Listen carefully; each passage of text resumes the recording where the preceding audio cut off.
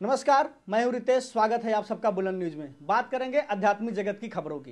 तो मुंबई से सटे खारघर इलाके में निरंकारी संत समागम के 47वें समापन के अवसर पर निरंकारी बाबा हरदेव जी महाराज और उनकी पत्नी सबिंदर सिंह के सानिध्य में 137 जोड़े वैवाहिक बंधन बंधे। आपको बता दें कि जहां आज आधुनिक परिवेश में शादियां हो रही है, तमाम फिजूल पैसे खर्च हो रहे हैं, तो वहां पर एक अलग से सादगी का आलम देखने को मिला, जहां पे विभिन्न धर्म जाति संप्रदाय के लोग वैवाहिक बंधन में बंधकर एक नई जिंदगी की पारी शुरुआत की। आसपास से परिवार आज यहाँ पर बैठा हुआ है, तो एक बार जोरदार तालियां बजाइए इन सभी वर वधुओं के लिए जिन्होंने उन्हें अपनी जीवन संगिनी स्वीकार करेंगे और उसके बाद में एक दूसरे को नमस्कार करता हूँ मैं वहाँ तक पहुँचाएंगे और हमारे बीच में आएगा वर वधु के लिए जाएंगे। वहाँ पर उनके भोजन की व्यवस्था जो है की गई है और जो इनके साथ परिवार आया है आशीर्वाद का।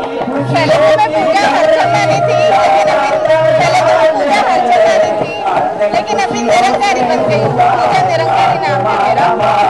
और मेरे हमारे काफी टाइम से विश थी कि शादी होगी बाबा जी के सामने हो, स्पेशली मेरे फियांसे की और हस्बैंड की विश थी कि बाबा जी के सामने ही हमारी शादी हो। इसकी वजह से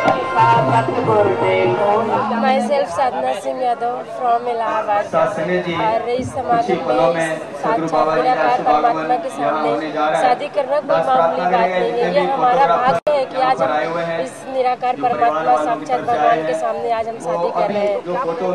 और जैसे ही हम इस बंधन में आज बंधने जा रहे हैं, इस सदगुरु की रहमत से, उनके आशीर्वाद से ये बंधन हमारा कभी नहीं टूटेगा।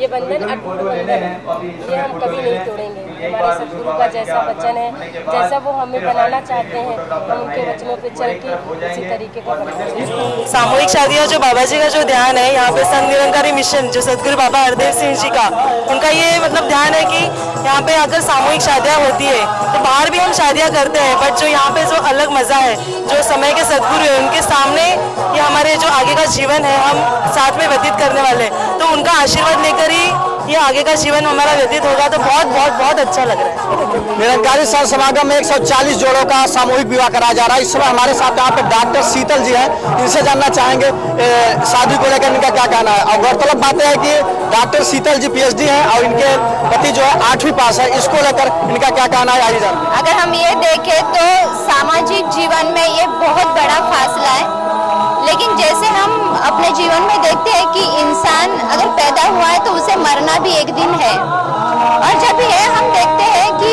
पढ़ाई हमारी सिर्फ इस तक सीमित होती है कि हम कितना कमाते हैं या मेंटली हम कितना मैच्योर है या सोसाइटी में हम किस तरह से बिहेव कर रहे हैं। लेकिन जब हम मंडल में आते हैं तो हम यहाँ देखते हैं कि हर कोई इंसान एक जैसा है, सिर्फ उसकी सोच अलग है।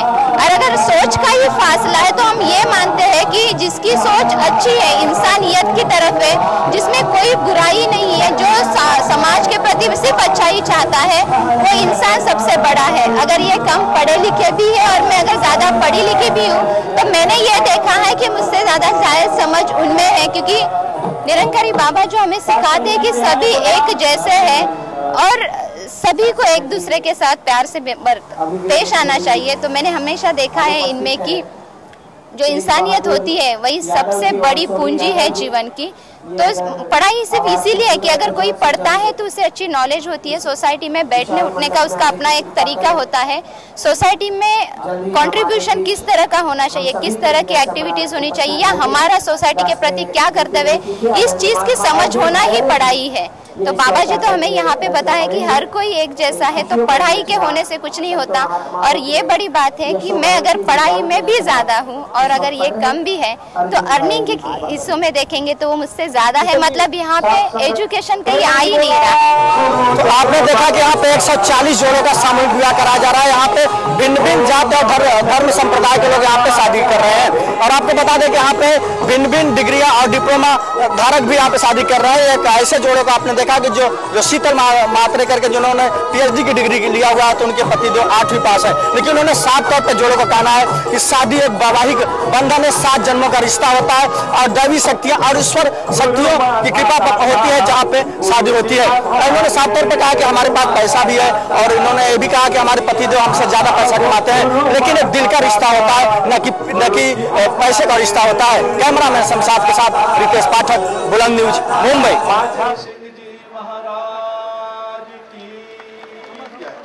परम पूज्य माता जय। अब नौजवानों से प्रार्थना करूंगा कि वो भी वरमाला डाल करके उन्हें स्वीकार करने का प्रयास करें। बोल सतगुरु बाबा हरदेव सिंह जी महाराज की जय। परम पूज्य माता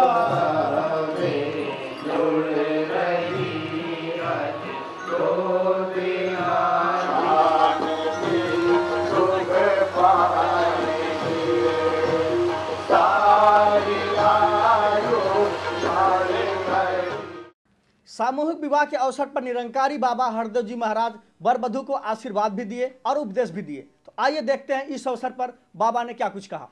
जहाँ पर आने वाले समय में एक गृहस्थी के रूप में, पति पत्नी के रूप में अपनी जिम्मेदारियों को निभाएंगे और जो बाकी माता पिता रिश्तेदार हैं इनके आप देख रहे हैं कि इनसे कितनी कितनी दूर बैठे हुए हैं। ये भी दास हर बार कहता है कि वो दूर बैठे हैं, लेकिन क्योंकि मानते हैं कि साथ संगत परिवार का हम अंग हैं, तो ये सारा ही परिवार जहाँ बैठा है हम भी वहीं पर बैठे हुए हैं। और इस प्रकार से इतना बड़ा परिवार जिसको प्राप्त हो जाता है तो उसका अपना ही एक अलौकिक सा एक महसूसियत होती है उसकी। तो ये साथ संगत रूपी परिवार है जो एक दूसरे के दुख सुख में शामिल होता है, जो एक दूसरे के लिए शुभकामनाएं करता है, एक दूसरे का सत्कार करता है।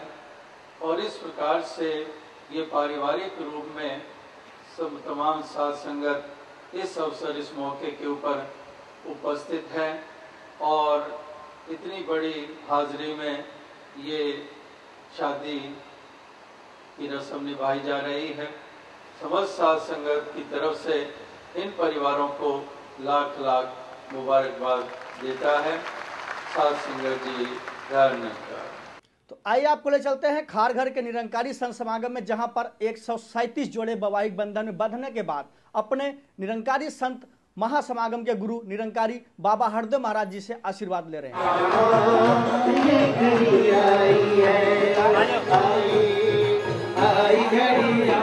खुशियों की घड़ी आई, आई घड़ी आई, खुशियों की घड़ी आई, मंगल की मंगल,